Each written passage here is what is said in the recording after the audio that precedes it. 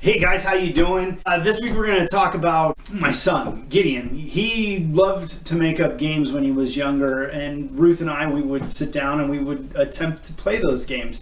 But most of the time it became pretty obvious that he hadn't thought all of the rules through. He hadn't figured out how everything would go, and quite often we would say, well, it's my fourth turn, I'd like to move 4 spaces, and then he would say, oh, well, wait a second, you can't move 4 spaces on your 4th turn.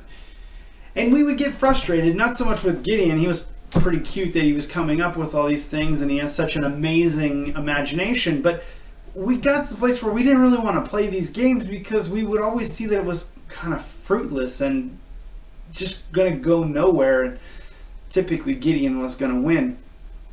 But we recognize then that rules are important. Rules are valuable. You know, we often in life get frustrated with rules. I've heard a lot of people kind of look at the Bible and say, this isn't just full of rules. It's just such a negative thing. It's such a bad thing. And I just say, well, let's just take for a moment, let's just say this game of Monopoly. Let's say it wasn't as iconic as it is, and we sat down to play with 3 or 4 other people, and each one of those people, they have a different idea of how to play the game of Monopoly. Well, it would be chaos. It'd probably end in a fist fight. If it was me, I certainly would express my anger in one fashion or another because I get really frustrated. There's no fairness, there's no justice, nothing's right and nothing's wrong. Everything just is whatever somebody else thought it was. And so we look at the world and we see people and we think, that's a good person, but they don't believe X or Y or Z.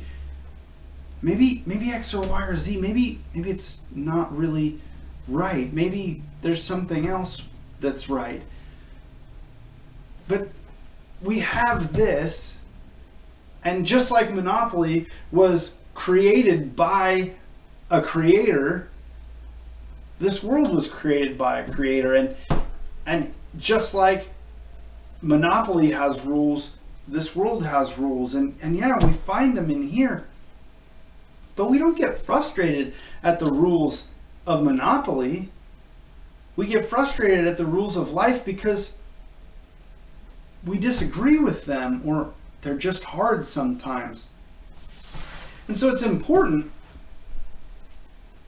to just at least, at bare minimum, embrace and understand what the fight is, what the struggle is. And one of my favorite passages is Romans 12:1 and 2, and I'm going to share verse 2 with you today. It says, do not conform any longer to the pattern of this world, but be transformed by the renewing of your mind. Then you will be able to test and approve what God's will is, his good, pleasing, and perfect will.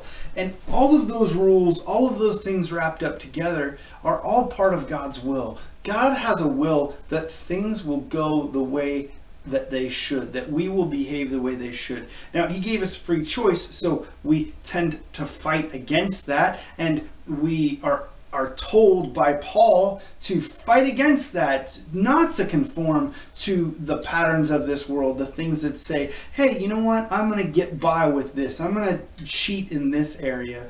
And we need to begin to be thankful that God has given us rules. Be thankful that God has given us a structure, one that we can not only survive in, but we can thrive in.